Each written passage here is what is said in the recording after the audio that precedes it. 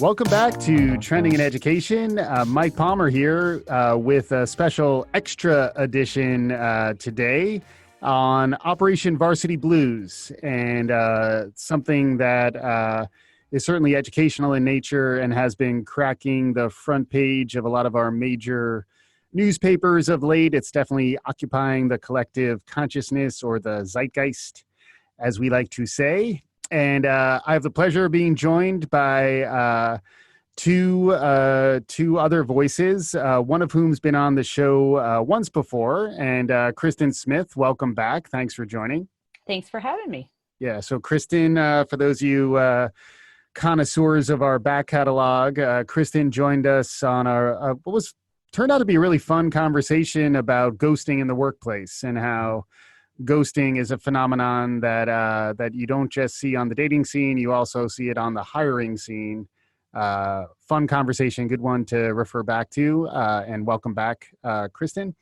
Thanks. And we're also joined by Frank Jones, first time on the show, long-time listener, Frank? I don't know. Well, let's say long-time listener. All right, first-time joiner. Yeah. First-time joiner, yeah. So welcome Thanks to the for having me. Yeah, great to have you guys, and hopefully we'll continue to give more, get access to more voices, to get more perspectives on some of the topics that are relevant in learning and education. To that point, what I'm referring to as Operation Varsity Blue, that was the name that the Department of Justice was using for the admission scandal that broke within the last week or so, which involved, I believe there were 50 named folks in the indictments that were issued. Some of whom were, TMZ ready celebrities. So Aunt Becky from Full House, Lori Laughlin, one of those, and Felicity Huffman of Desperate Housewives were both named in the indictment. And then, interestingly, they became almost the poster parents, the poster moms, if you will, of this scandal. And Kristen, I kind of wanted to start with you a little bit on that front.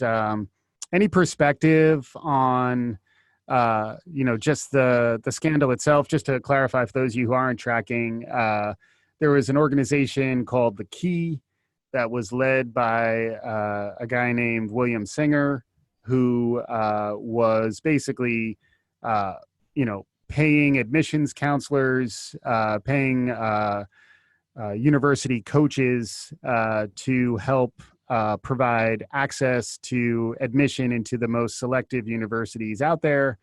And it was a pretty involved scandal, a lot of money laundering, and I think they said 25 million between 2011 and 2018. Yeah, so like a lot of money moving around, and a lot of purchasing of access to the most selective universities that are out there.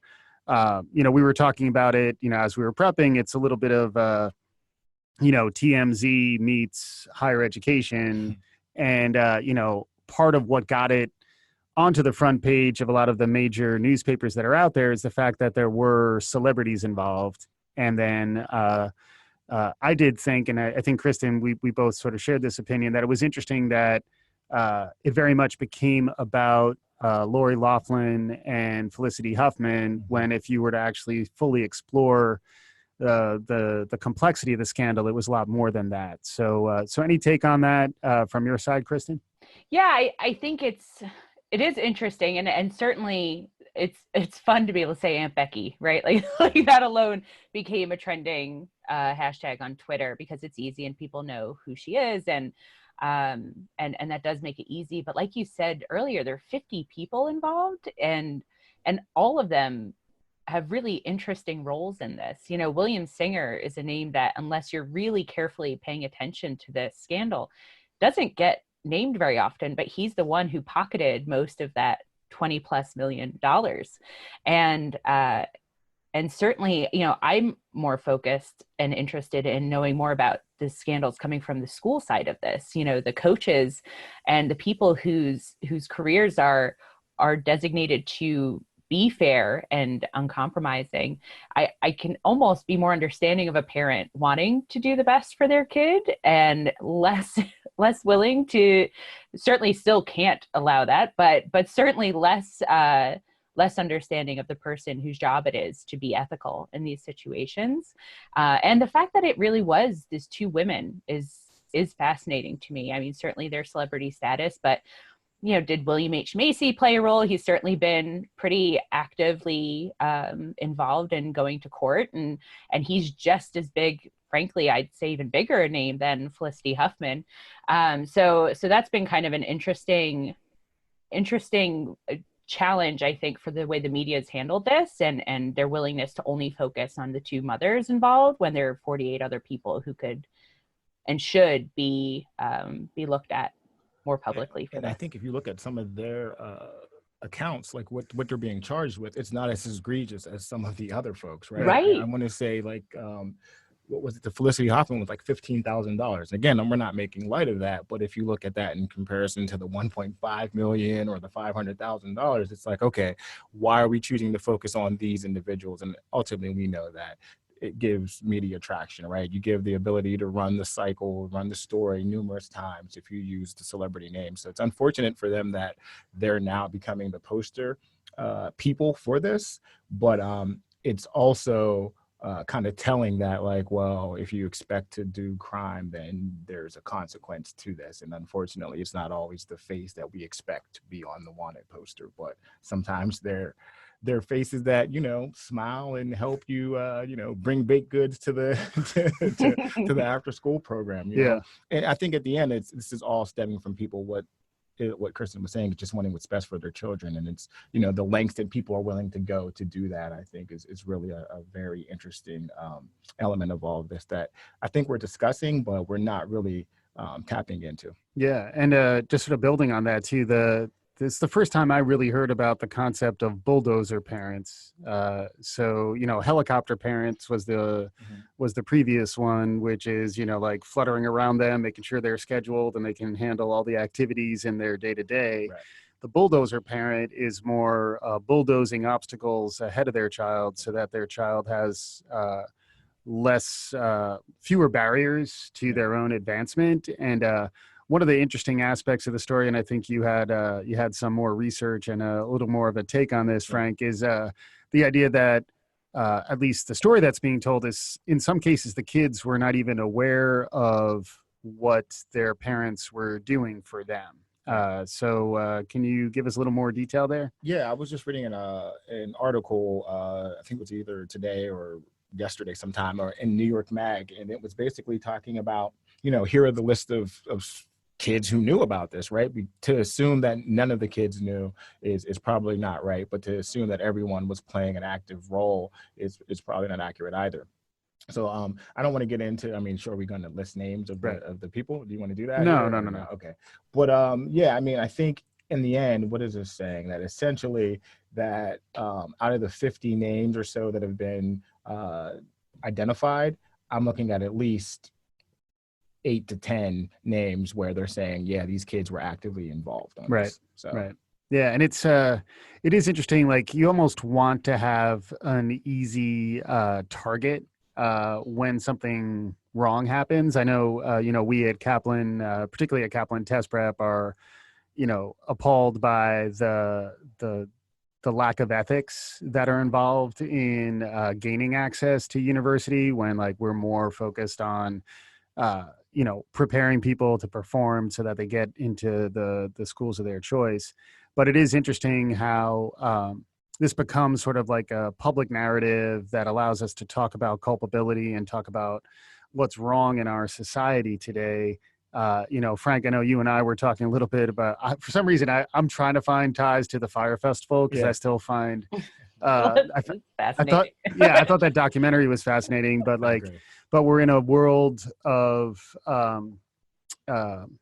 like scams and corruption, and we're trying to find like almost a culture of outrage. Like you want to be able to complain and vilify someone who's a bad actor and talk about how our society is sort of moving in a negative direction. Yeah. Like that's a natural reaction. Definitely. Let me ask you this though. Do Yeah. you think that it's more of a reflection of us being in this space where we're outraged and highly offended by things in a way that we're more sensitive now, right?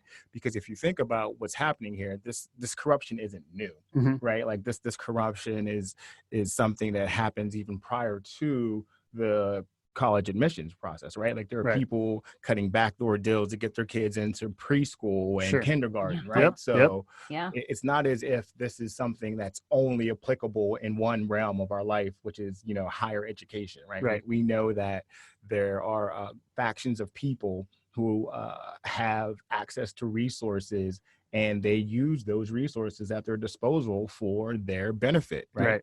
And that's really just human innate behavior.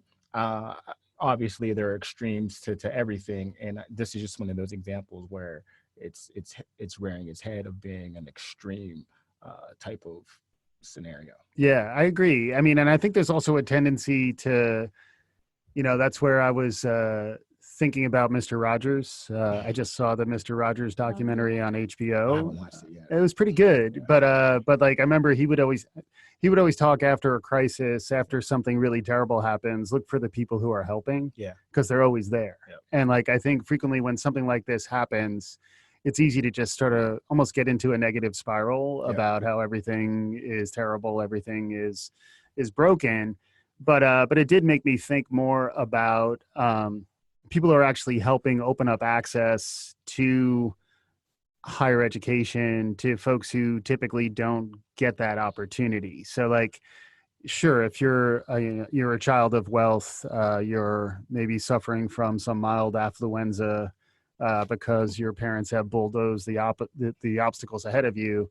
That's an aspect to the narrative.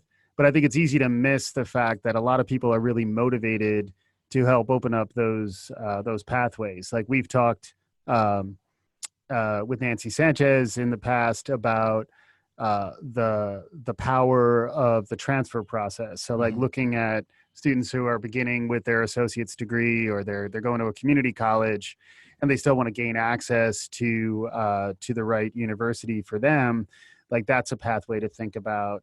Another pathway to think about is like, rather than trying to go to these most selective universities, going to a university that you can gain access to that's maybe a little less stringent or selective. Like it's crazy that Harvard's accepting like 4%. I think like single digit percentage points. Are there ways to sort of reframe this that look to, you know, either the people who are, you know, when I get frustrated, I frequently try to find a positive outlet for my energy, so that rather than like, it's really easy to go to social media and lament this stuff, but like that doesn't always really make a difference.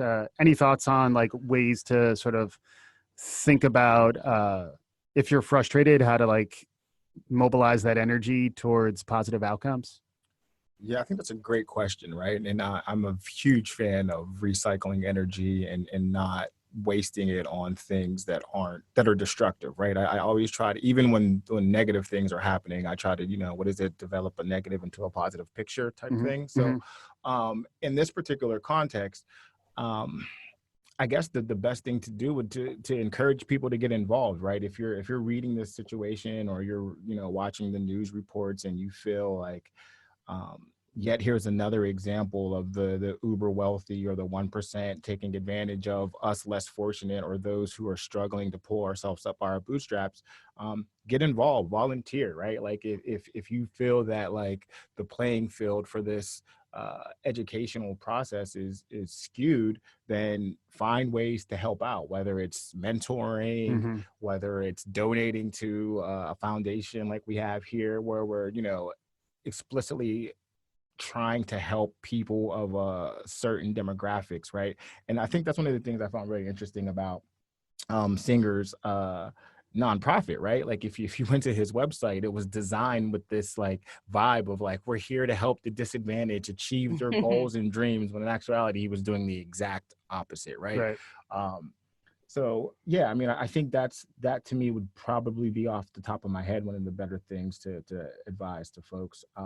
So there's actually a great article from Market Watch that shares by Jeanette Settembre, I want to say, that shares 5 charities that help low-income students. And Mm-hmm. and I think actually the best thing that comes from these situations, which frankly keep happening more and more, is the fact that we're becoming more aware of these things, right? Like Frank, like you said earlier, it's not that these aren't happening already. It's just, I mean, these are happening far before higher education, and these things have been happening for a while, even things like legacy admissions or the ability for certain families to be able to move to a higher income neighborhood to determine a better, a better opportunity for their kids at a younger age. I mean, those are all things that are not available to all families. And I think just being more aware of these situations taking place is a good thing, even though it does create a bit of an outrage culture.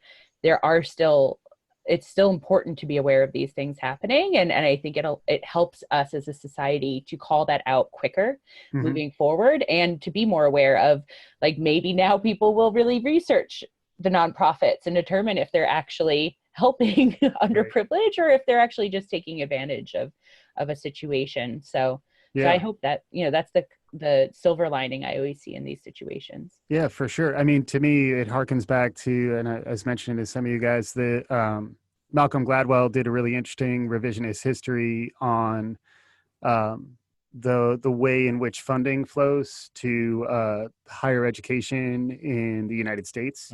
And he was making an interesting analogy to sports around weak link versus strong link problems.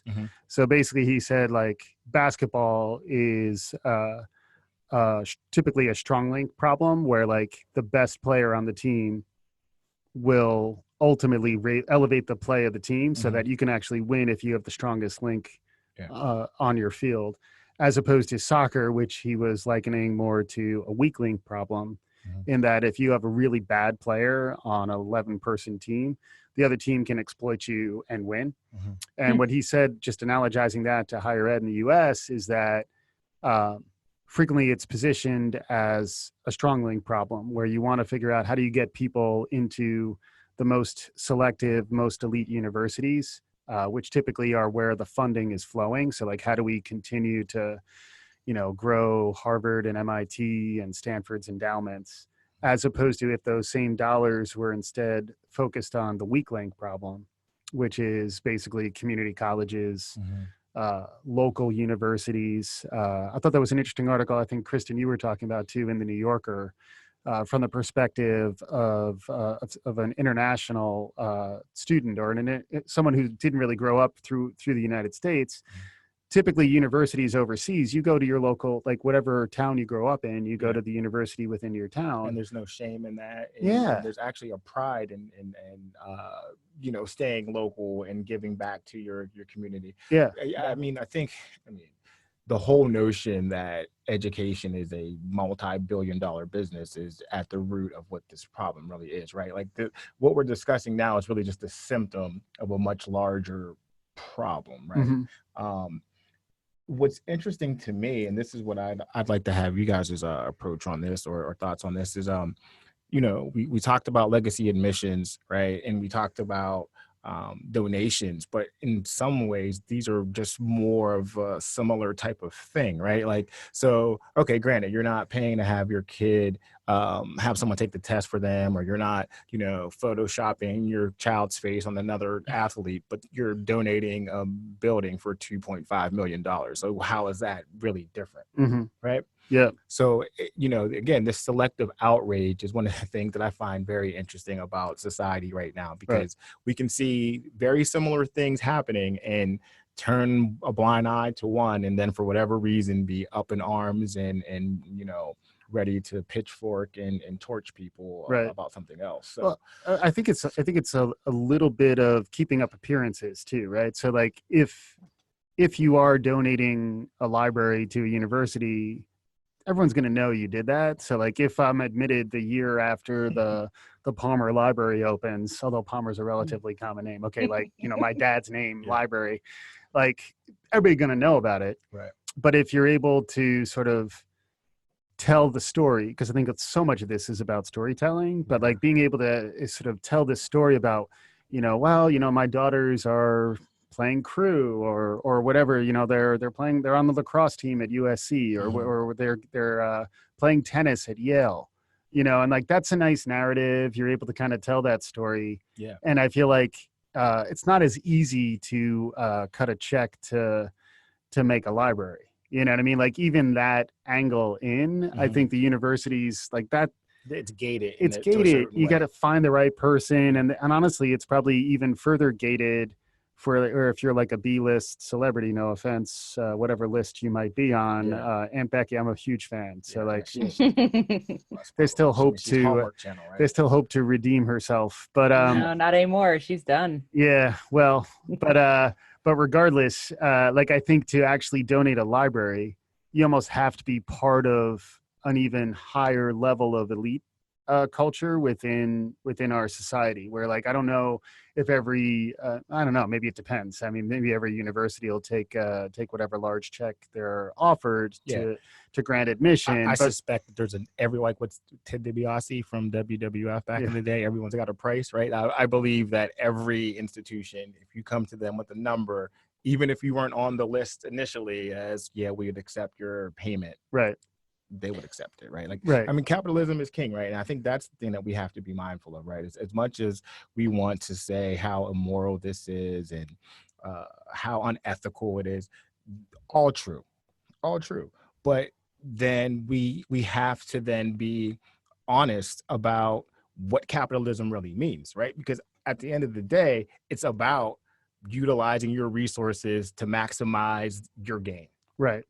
But I think there's a related take, which is that for many of these kids, access to these universities is not going to make a meaningful difference in their life. I think that's lots of times where the outrage is coming from, is that for sure, those seats that they're taking, which probably won't change their lives demonstrably, maybe it'll raise the floor for them. Like it'll be less likely that they'll flame out as catastrophically as they might have elsewhere because they've had some connections. But like if that same seat was given to someone who was more of a reach for them, that would actually change their long-term earning potential, change the connections that they would have. And it's like anything in life, right? Like things that come to you easily without effort, you don't appreciate or value, right? So there's that element to it. Okay, you put these kids through these 4-year universities, but do they actually value their education? Are they actually going to try to do anything to make a difference with what they've learned? Probably not, right? No, they definitely don't, though.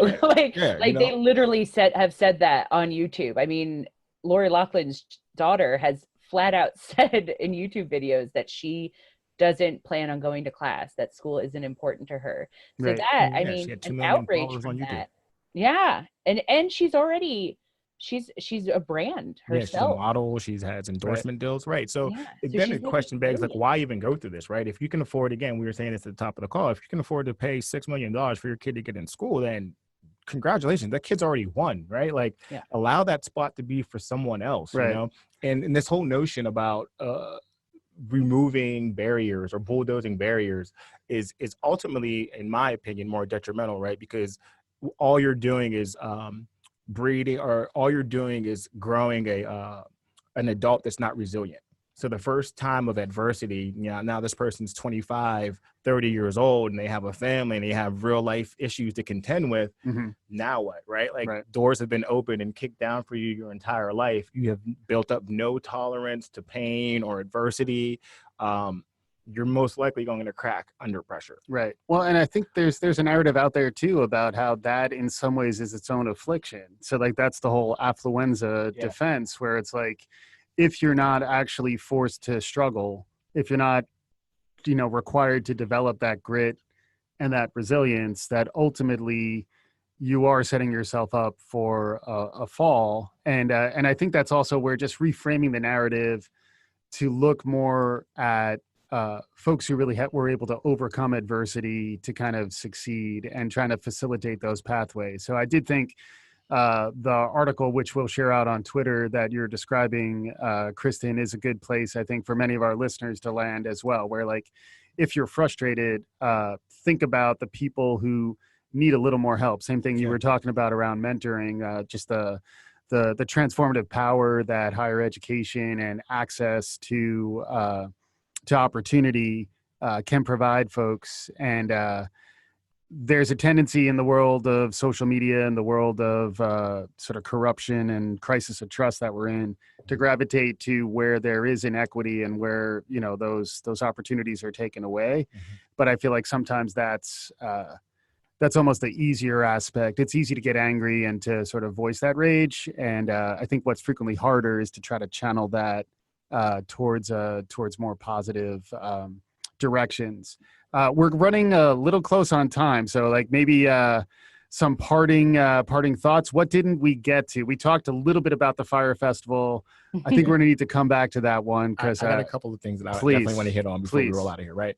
No one's talking about Maury Tobin, right? Who snitched and set this whole thing into motion, right? So for those who don't know, Maury Tobin was a Wall Street trader who was being brought up on being federally indicted on securities fraud. And he was the person who said, oh, well, you have me underneath these charges. Let me give you some more information that you weren't even looking for, right? And that's what set this whole thing into domino effect. So that's very interesting, right? Like, and then on top of that, your boy Singer, I'll wear a wire, right? Like no one is following street code. Everybody wants to do the crime, but nobody's wanting to follow the rules to doing crime. Especially in that case, when like the guy at the top of the Ponzi scheme flips and becomes like it's like so that he can sort of implicate everybody who was part of the scam that he's orchestrating. That's right. I found that to be just bizarre. But that's the era that we're living in. I was going to say, that's not too new lately for the era that we're living in. Yeah. And then the last thing that I think that's just very interesting and nuanced about all of this is that the briberies were for water polo and fencing, right? Like they weren't for, you know, Division I football or basketball, because you would know all of a sudden, that's not the top recruit. And, you know, I heard there was one kicker. Okay. There was one football kicker for a program where like apparently there wasn't even a football program in his high school too. Like it did feel like a lot of this felt very like I just don't think they thought anybody was watching. Yeah. And it is interesting that, you know, that this level of investigation was underway for this long and was actually able to sort of indict this many people, which do you think it's a lot? I think 50 is still like an insignificant number, right? As far as if what we believe to be true, which is these aren't the only 50 people who are doing this or have done this or will continue to do this in the future, what's the real number? Sure. I mean, I think the real number is I mean, depending on what's a crime, like that's a whole nother question. Sure. But like how much of this type of activity is allowing folks to gain access. I mean, that's sort of just to your point at the top, like that's kind of the nature of our society, of just, you know, humans in general. Like part of why you try to gain wealth and influence is so that you can drive towards outcomes that you want. That's right. And then at what point, to me, I do come back to the importance of teaching ethics, which is really fundamental to a lot of the crises that we're talking about, something we talk about a lot around artificial intelligence. There's an increasing need for ethicists and for folks who can sort of come up with the right rationale for sort of establishing practices that don't lead to further corruption. We're at a real like crisis point, as far as I can tell, where like unless and until we start to signal the sort of the right direction to start course correcting, we're in a pretty dire spot. So Kristen, make us end with something positive. So like, and it's actually so perfect. Like I could not have planned this better myself, because this sort of touches on what I wanted to mention. I think this is a great opportunity for universities to reevaluate in general the way they're looking at accepting students. Nancy had touched on this in her article. This is such a larger problem. Like this isn't just about accepting money and bribes and things like that. This is an opportunity to really kind of look at ethically how students are admitted. Where low income students are, they don't have the ability to even have parents pay for those extracurricular activities to even get them to this level. Yeah. Right. And those bulldozer parents are truly just providing large sums of money in what's considered an ethical way. I'm doing quotes for those listening. And it's a problem. I mean, it's preventing all these other students from getting into higher education because they don't have those funds, but are doing miraculous things. They're working a ton of hours in jobs. They're speaking multiple languages. So I think reevaluating all of this in and of itself would be really, this is the time, right? Like when this scandal has broken, like, I think this is a great time to reevaluate in general what's important for a student to be accepted. That can be a broader scale for students who don't have those funds and those bulldozing parents. Yeah, completely agree with that. And just one other thing, and then this isn't really a happy note to end on, but I was reading I tried. Yeah, like 80% of college admissions directors are from a non-ethnic background. So that in itself is, that's a whole nother level to all of this, right? Even if you're somehow able to get through the rigging and the scamming and all of that, your application is most likely, if you're a person of a minority background, your application is being reviewed by someone who doesn't look like you 8 out of 10 times. Right. So again, we need to probably look at this whole process from top to bottom, and let's not just focus on one element or one component of it. Let's look at the thing holistically. Yeah, that makes sense. And lots of themes raised here. I imagine these topics are going to stay relevant in education.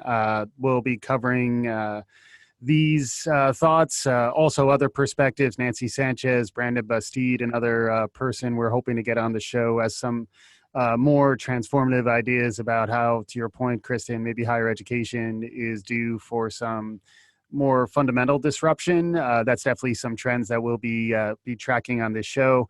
Thanks so much to Frank, your first dip in the pool. Thank you for joining us. This is awesome. Hope I didn't get banned or say anything that was too controversial. I don't know. You brought an edge. You had some takes. That was great. And Kristen, Stop snitching. Your second time, Kristen. What were your what was it like for you? I felt more comfortable.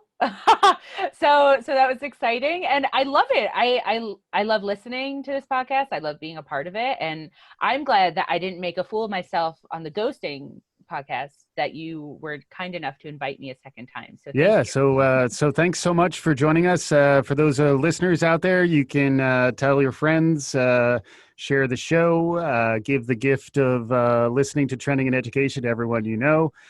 We'll be back on our regular time Tuesdays with our next show, and follow us at Trending in Ed on Twitter. We're also on Facebook, and let us know how we're doing. Let us know what you want to be hearing from and hearing from us about. And clearly this is a topic that isn't going anywhere. So I imagine we'll continue to talk about this and other themes on the show. So thanks again.